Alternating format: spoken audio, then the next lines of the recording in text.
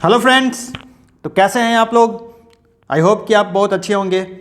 और चलिए हम शुरू करते हैं आज का इम्पोर्टेंट करंट अफेयर्स। सबसे पहले मैं बता दूं कि मैं बैंक में काम कर चुका हूं as a probationary officer.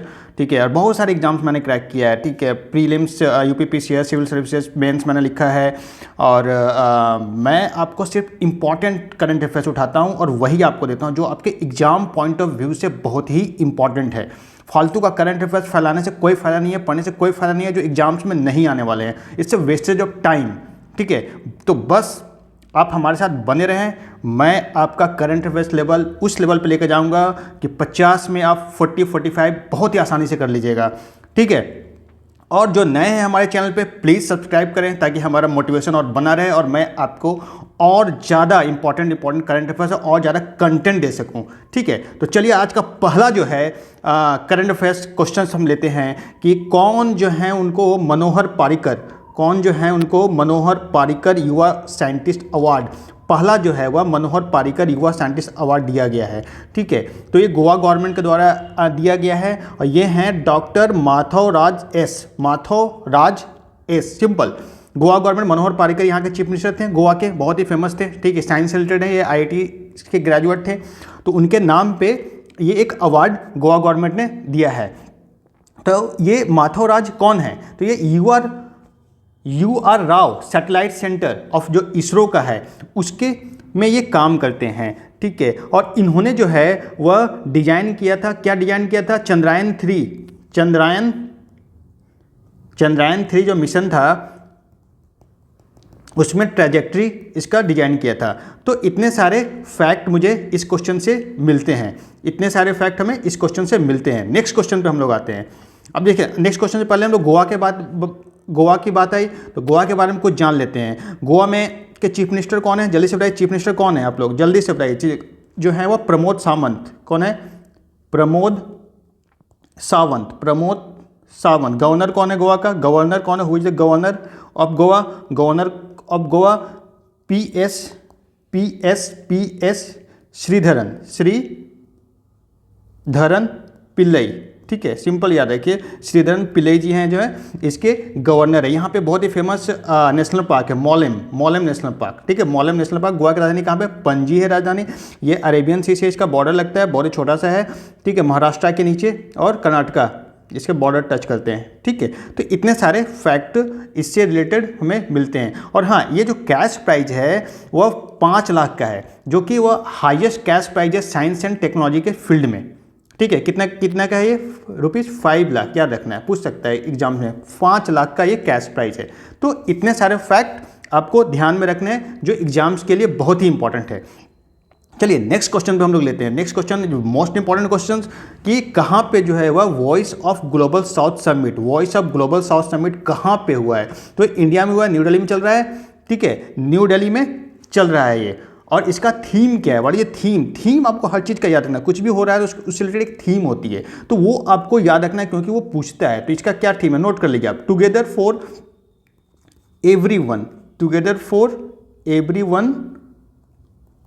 Everyone's growth with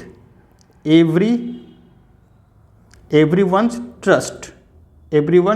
very very important है। Together for everyone's growth with everyone's trust. ठीक है, साथ में रहना है। और एक ग्लोबल साउथ क्या है, ग्लोबल साउथ जो है डेवलपिंग कंट्री का एक एसोसिएशन है कि जितने भी डेवलपिंग कंट्री हैं वह उसमें पार्टिसिपेट कर रहे हैं, उनके आवाज़ को ग्लोबल लेवल पे प्रेजेंट करना है। ठीक है, तो 125 कंट्री टोटल इसमें पार्टिसिपेट कर रहे हैं। आप देखिए मैप में, देखिए मैप थोड़ा क्लियर नहीं है, मैंने मिनिस्ट्री ऑफ एक्सटर्नल अफेयर्स से लिया है इसको। इसमें हर जगह से कंट्री हैं, चाहे वो साउथ अमेरिका हो, चाहे वो नॉर्थ अमेरिका हो, चाहे यूरोप हो, अफ्रीका, एशियन, सारे कंट्री हैं। ठीक है, जैसे ईरान हो गए, किर्गिस्तान हो गया, तजाकिस्तान, कुछ का मैं नाम बता देता हूँ, यूएई, बहरीन। ठीक है, ये सब सारे हैं, श्रीलंका, ये सब सारे कंट्री हैं। ठीक है, मालदीव्स हैं, यमन है, सोमालिया है, सीरिया है, इराक है। ठीक है, अल्बानिया है, बेलारूस है, ये सारे कंट्रीज़ के अंदर आते हैं। अब सबका मैं नाम नहीं लूँगा, अब मैप में आप देख लीजिएगा ध्यान से।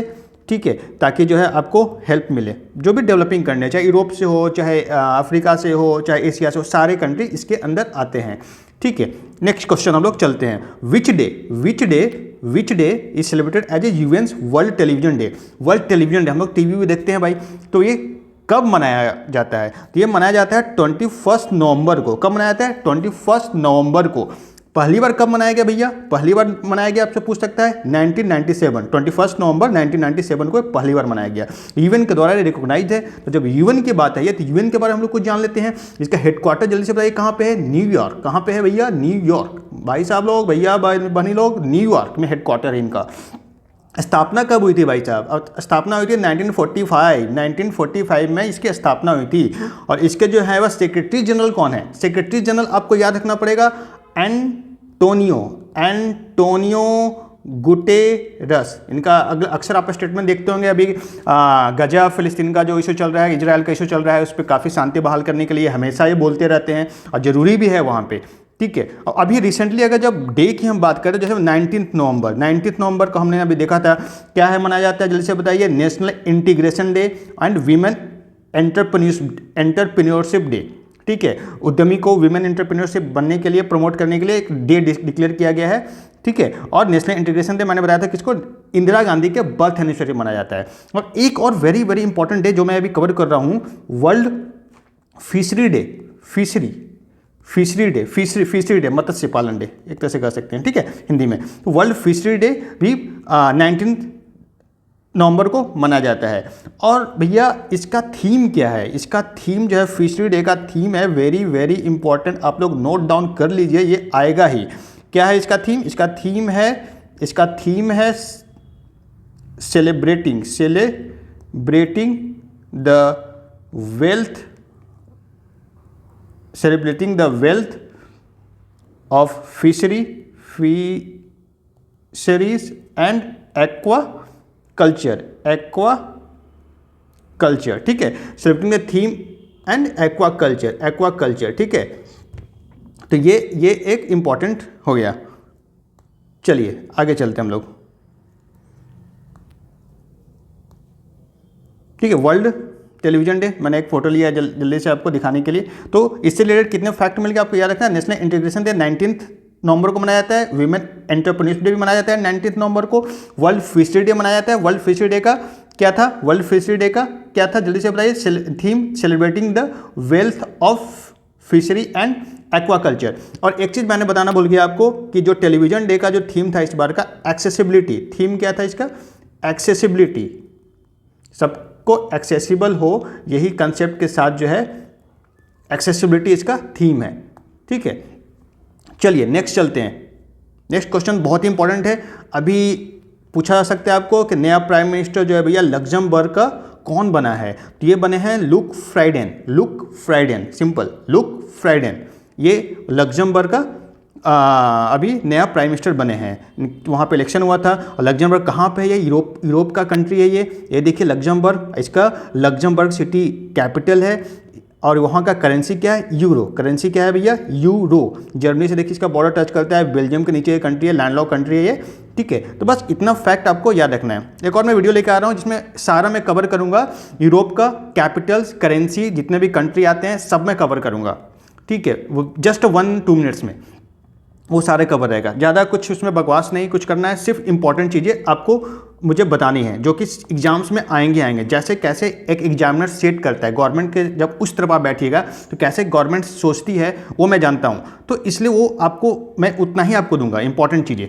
चलिए अगला जो है 100 Mars orbiter, 100 Mars trace gas orbiter mission किससे रिलेटेड है? स्पेस एजेंसी, जो कौन से स्पेस एजेंसी से ये रिलेटेड है? तो ये है भैया यूरोपियन स्पेस एजेंसी, इससे रिलेटेड है। इन्होंने क्या किया है, अभी साइंटिस्टों ने डिटेक्ट किया है इनके कि सॉफ्ट ग्रीन ग्लो जो नाइट स्काई में मार्स पे इनको मिला है, ठीक है। तो ये आपको सिंपल से याद रखना है कि यूरोपियन किससे ये रिलेटेड है भैया?